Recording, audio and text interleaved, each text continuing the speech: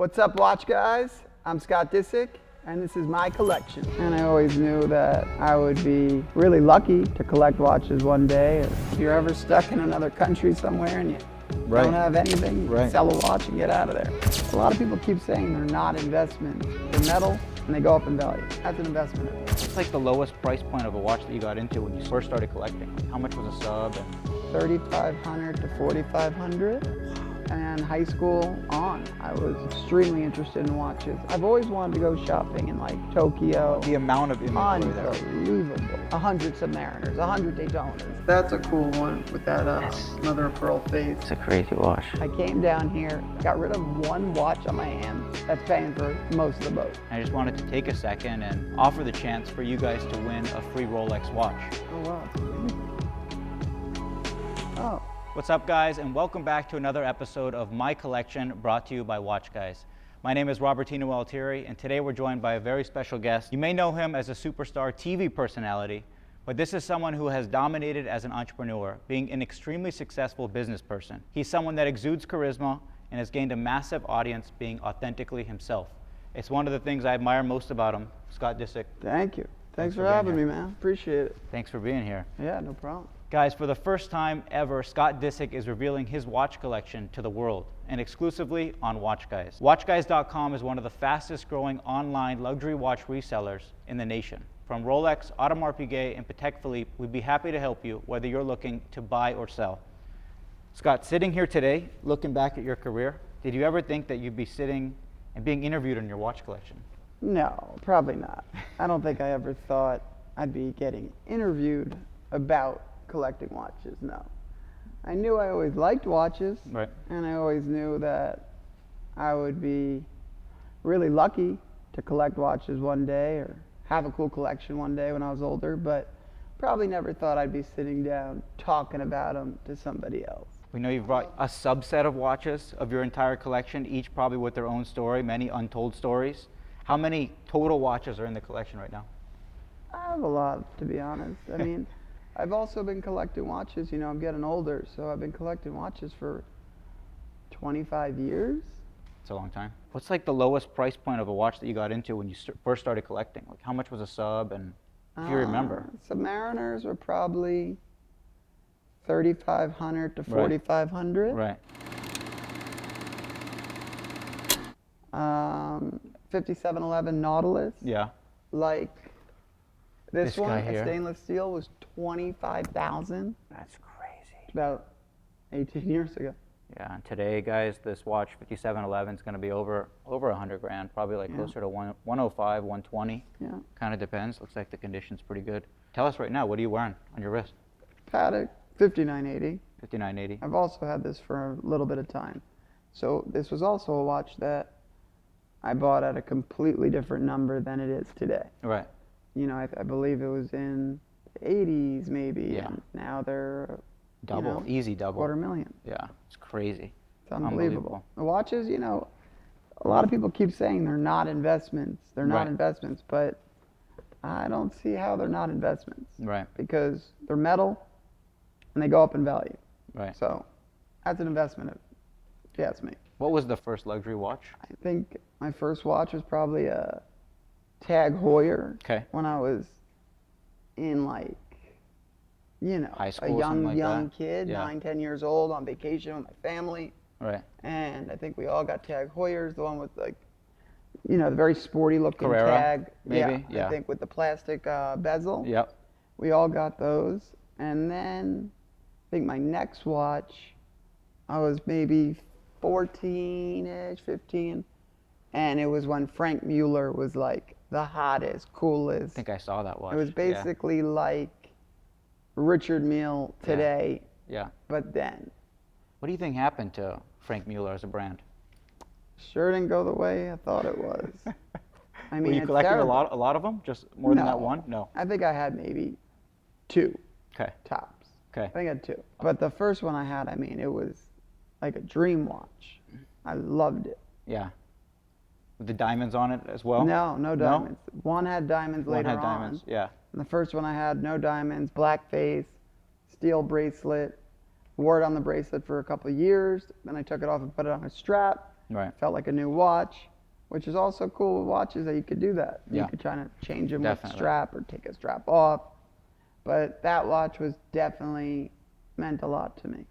And I had a Cartier tank chronograph. Very cool. That was the start. Oh, and a Breitling. And a Breitling. Breitling was hot back then too.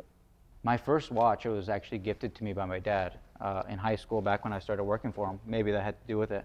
But when I first had the watch, I was kind of scared to wear it, to be honest. Really? It's like before, in college, I just wasn't comfortable wearing it yet. It was a Rolex Submariner.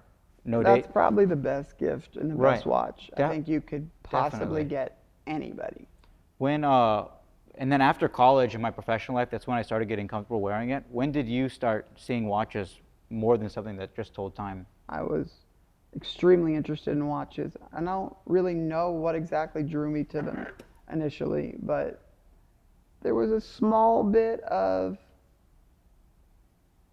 kind of your style, or Yeah. not a flex so much, but it was a part of you or a part of your outfit. So Yeah. I loved having a cool watch when I was young. And then, you know, moving on and getting older, I just started always researching and looking at watches. And now with the internet and Instagram and social media, like, It's crazy, yeah. you can see and learn so much, where back 20 years ago, you just either went to the stores or you'd look at the magazines. Like, there wasn't everything in the palm of your hand. You know, now, I mean, everybody could kind of, There's you know, everyone many knows dealers. every serial number. Yeah. And, oh, you want the 29856784770? I got two. Like, Yeah. who's remembering serial numbers? That was never a thing. Was there ever anyone early on or at any point in business, media, I know you kind of started collecting young, but that really influenced you to start a collection? Yeah. I had an older friend named Ryan Drexler that I grew up with in New York. He's a bit older than me.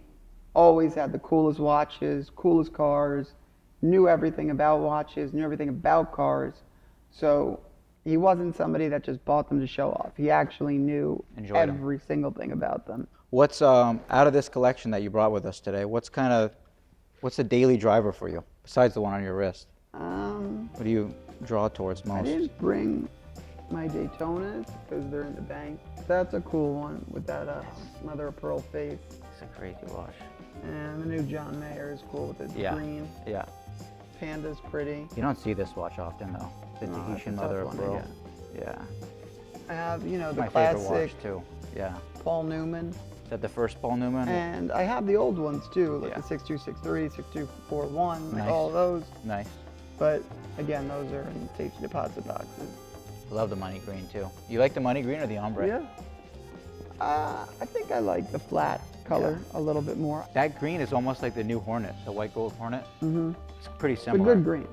It's probably my most loved color in cars too, Oh wow.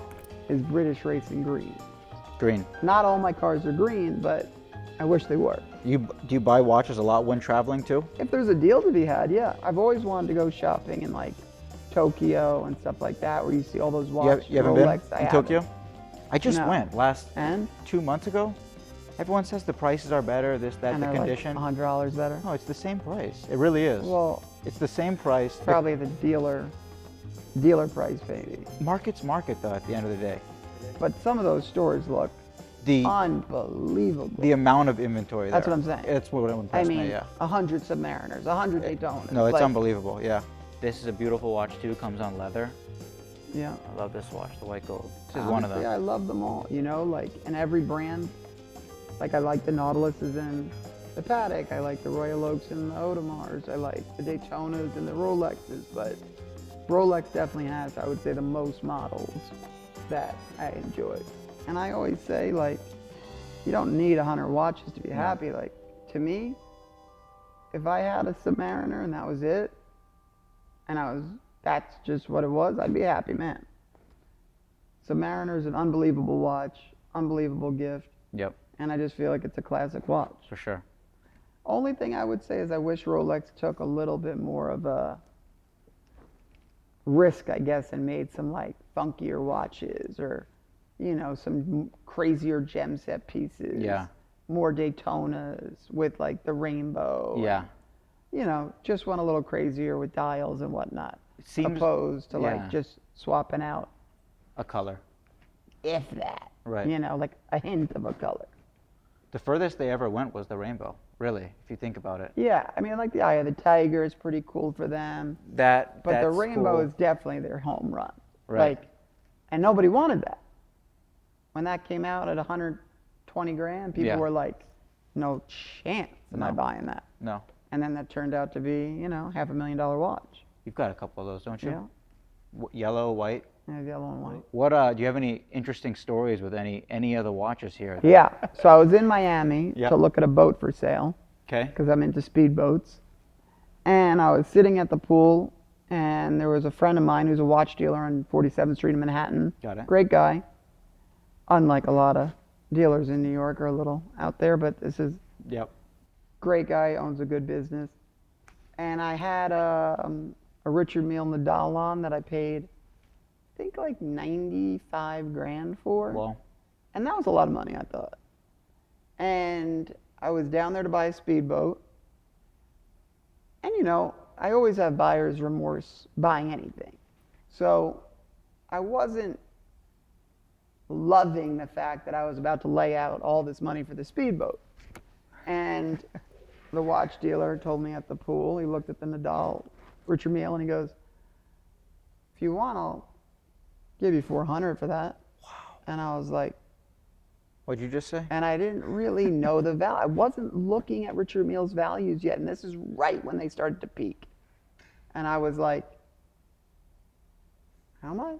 Looks like my speedboat's free. I was like, yeah, Yeah. I think I'll let you buy it. Wow. I had no care in the world to take that watch off because it literally took out, you know, half the price of the boat. So I was like, Yeah. this is unbelievable. It's crazy I came money. down here, Yeah. got rid of one watch on my hand at the pool, at my hotel, that's paying for most of the boat. Right. So They're such that tradable was assets. amazing. Yeah. That's also, I mean, you know, if you're ever stuck in another country somewhere and you Right. don't have anything, you Right. can sell a watch and get out of there. This is an interesting watch too. Yeah. The Quantum. Is this yeah, the Skeleton perpetuals. These Skeleton are older. perpetual leap year, and yeah. at the time, you know, these watches were not in the most demand back in the day. So you got a 39 Beautiful millimeter watch. Royal Oak jumbo. 39 wears the best for me Definitely the best. as an fit. AP. Yeah. But to have the skeleton and the Yeah. perpetual skeleton, no less, Very rare. is definitely like one of the coolest watches. Yeah. And these are the real deal. Like these are the first ones they made, Right. not like the ones they make now. Still beautiful, but There's a they're not- limited number of these watches in the world. yeah, no, these are. Under what, 300? Yeah, Something you like can't that. just find these. But yeah, I would say Let me see these them. are probably some of my favorite pieces. Nice. These two Royal Oaks. I What's, mean, they're just, you can't really beat that look. What's the car collection like right now? Watches and cars, they kind of change with each other. Yeah. You know, depending. But truthfully, there's just so many people now that have everything that it's kind of nice because you don't need to feel like you're competing with anybody because everybody's Has got their own style. so much more than you'll ever have. Everybody's got a nicer car than you'll ever have. So it's nice to not have to compete or feel like, oh, I want to get the new Ferrari because you're going to be the only one. Right. You're going to be the only one maybe on your street, maybe not even. You know, it's like a girl told me a story the other night. She went on a date with a guy. Seemed like a great guy. Beautiful, brand new Ferrari, convertible. She's not a gold digger, nothing like that. Right. And went back to his apartment and roommate, no bed, mattress on the floor, no sheets, and a blanket. Wow. So it was more important to get a Ferrari leased or whatever it might be Right. and wear a fancy watch than, you know, I think you should start with your living, Mm-hmm. then get to the watches, and then get to the cars. Watches then cars, To each yeah. his own. I mean, Yeah. I don't know. If I wasn't as fortunate, would I be doing the same? Maybe. I don't know. Are you big on vintage too? You said you Yeah. have a 6241, 6239, a couple others. 6263. 6263. Big red Daytona. We just bought one. Someone just walked in off the street the other day to sell one. You have it or you sold it? I have it. 6263? Mm-hmm. What color dial? Black. Black. It's a nice piece. It's a nice piece, yeah. It's been serviced a few times. That's a great piece. Do you prefer those or the 6265s? I like the 6263 a lot. 6263. With the black bezel. That's what I mean. Yeah, that's the main difference. I like the bezel. Yeah. It's funny that same guy that I bought this watch from, he had me order a 6263 in. It took like a month and a half not like to find the right watching one. Scrap, yeah. No, there's not many out there, right? I mean, they are, but they're not. Not perfect. Right. So it took me almost. And a lot of times they're like Frankenstein. Yeah, parts no. that are changed. You have to. Fake paperwork. You have to check them. I had a guy, I was telling Matt, I had a guy come in, try to sell a zombie. And, you know, the zombie is the two-tone. It was the old zombie, though, like 16713. Okay. Came in to sell it. Papers matched the watch.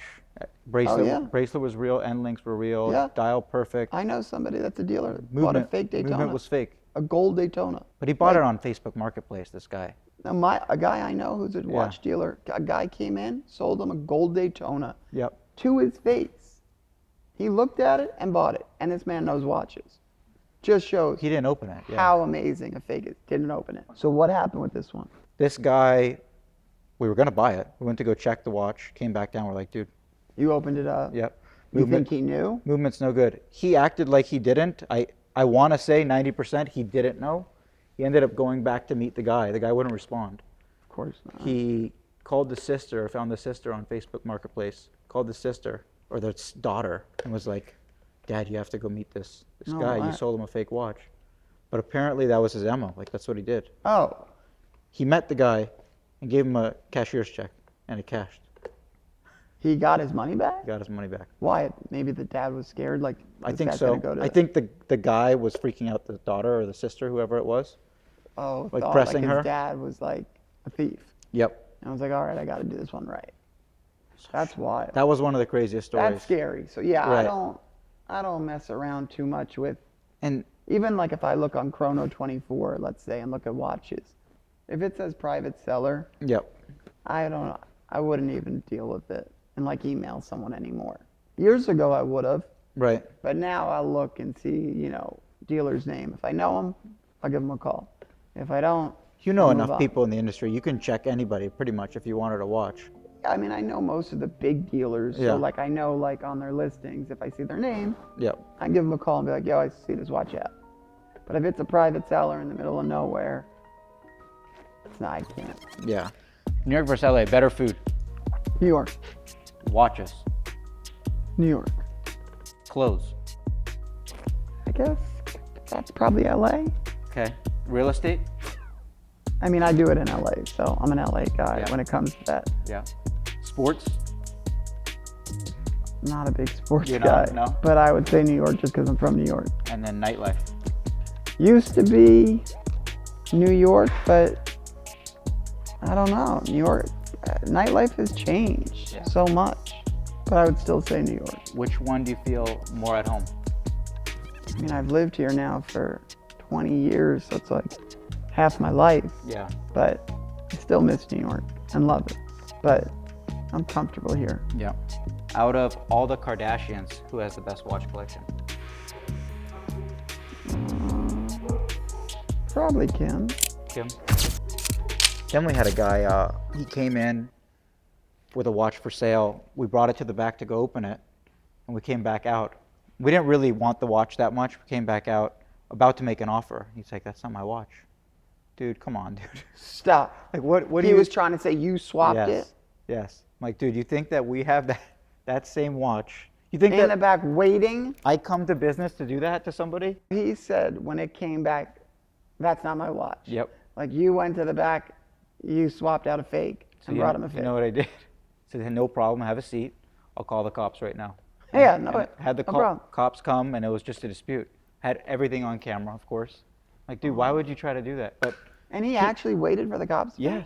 yes. But his girlfriend was like, if you watch the camera, she's all like shaking, nervous. what did he think was going to happen? He thought you were going to say, here's 10,000, you're right, I'm sorry, bye, and we're going to keep your watch? Right? That's crazy. People in the But yeah, there's That's why the jewelry district, like we're wild place. fortunate enough to have an online business that we've built. Mm-hmm. But the reason we're in the jewelry district, if I need a second opinion, I can go right upstairs. yeah. I can go anywhere, right, left. And I mean, the great part is it's easy to open a watch. It's easy to And then open you a can watch. If you need something like last minute, there's a lot of guys that we can trust. Yeah, so for sure. that's why we're there. Beverly Hills was good too. There's a lot of people I mean, there it's too. a great business. I mean, look at what happened to that guy who was in Oh Beverly my Hills. God. That was a wild Ponzi. I think he's still in jail, that guy. Yeah? Yeah. But I mean, I remember I actually went there. Did you meet him? Did you know him? I didn't know him, but I went there Yeah. for a watch that I saw online. Yep. And he had a couple people working in the store, pretty store, great, very nice guy. Couldn't have told you in a million years that he wasn't a gentleman. Right. And we were chatting, and just like you have these little cars here, Yeah. he had a G-Wagon, and he goes, yeah, I have, a G-Wagon outside, and I have a little one here. And then next to it, there's a exposed carbon Pagani. And I go, Wow. that's a cool car. He goes, yeah, that's my dream car. I'm planning to buy it in 2 years. I go, what? Yeah. I go, let me get this straight. You're a watch dealer. You're planning to buy a $5 million car in 2 years? And then I figured out how.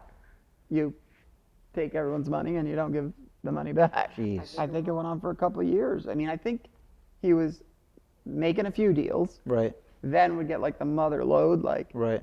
someone would say, okay, I'm going to send you 5 Pateks. He'd sell them Right. and then just wouldn't send the money to them. And it kept adding up. Just ghosted. Yeah. Or it was like, oh, I haven't sold them yet, or I haven't gotten paid yet. People And it's a try. Ponzi. People try. Look, these are more expensive. I told you, we specialize in the Batmans, the Pepsis, all that. Yeah, it's a These- good field to be in. These watches are over 10 100K. to 20 grand.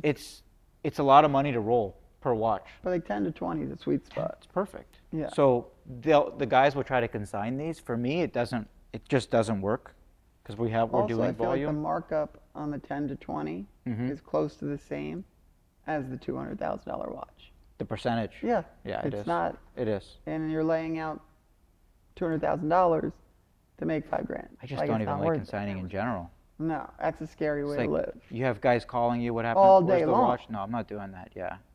I mean, No. people were making videos. I mean, that was a wild situation. Yeah. But that I was- knew there was something off. Yeah. When he told me he was going to buy a Pagani. Wow. And I was just like, is this guy delusional or is Yeah. he serious? And he was serious. Tell me about this watch right here. This Patek. This is. So that's an This is pretty older cool. 5070. Uh huh.